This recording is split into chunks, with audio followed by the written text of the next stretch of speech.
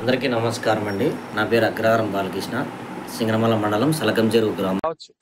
నా నా నా నమస్తే నా. హలో హలో నేను బాలకృష్ణ. చెప్పు బాలకృష్ణ. నాకైతే జావే ముద్దులేనా, నాకు జావే ముద్దులేనా, అవునా? ఏమే ముద్దులేనా? నా డబ్బులు నాకు వినిపించాను. ఏ ముద్దులు ఆల్రెడీ పేరు ఎంత అయిపోయింది కదా, పైకి పోయింది కదా, పంపించేసిన. ఏం వద్దులేనా, నా డబ్బులు నాకు ఇచ్చేసాను. ఏం వద్దులేనా. ఏం జరిగింది వాళ్ళు? ఏం లేదు, జరిగినది లేదు, పెట్టినది లేదు, ఏంది లేదు. వద్దులేనా. నా కుటుంబ సభ్యులు నేను ఊరిని అప్పులు పాలు అయిపోయినా. సరేలే వాళ్ళు, సరేలే మాట్లాడతాలే. నా డబ్బులు నాకు ఇచ్చేసాను. ఓకేనా.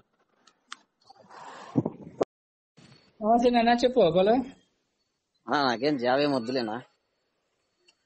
నాకేం చెప్తాను జాబ్ వద్దంటే కూడా చెప్తాను. నాకేం వద్దున్నా, అదొకటి అమౌంట్ ఒకటి ఎన్నికి ఇప్పించాను. నాకేం వద్దులేనా. అది ఏం నువ్వు ఎవరికి ఇచ్చిన వాళ్ళతో మాట్లాడుకోవాలి. చెప్పినా నీకు గానీ ఒక మాట చెప్తాను. ఆయనకేం చెప్పేసాను, నాగరాజుకి చెప్పినాను. ఓకేనా, నాకేం వద్దులేనా అంటే. అది నీ వ్యక్తిగత ఒపీనియన్, మేమేం చెప్తాం.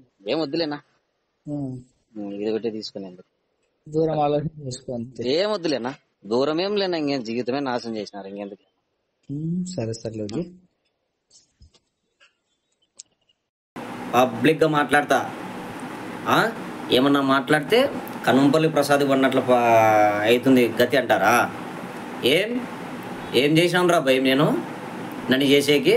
రారా మళ్ళీ ఏం చేస్తావు? చేయరా మళ్ళీ నా మీద చెప్తా. నువ్వు జైలుపాలైనా నువ్వైతావంటే ఏమిరా? వైఎస్ఆర్సీపీ కాంగ్రెస్ పార్టీ అధికారంలో ఉన్నప్పటికే నేను ఎదిరించిన. ఆ పొద్దే భయపడలా, ఈ పొద్దు నేనేంద్రా భయపడేదిరా? బోసడికే బాల్ నువ్వేంద్రా నన్ను భయపడిచ్చేది? రారా మళ్ళీ ఏం చేస్తారో చూస్తా నేను. కానీ తెలుగుదేశం పార్టీ కోసం కష్టపడినాం, ఈ ఎమ్మెల్యే గారి కోసం, బండారు శ్రావణి గారి కోసం మేము కష్టపడినాం. అడిగే రైట్స్ ఉందిరా బాట్కో. నువ్వెవర్రా నన్ను అనేకి పందా ప్రతిదానికి?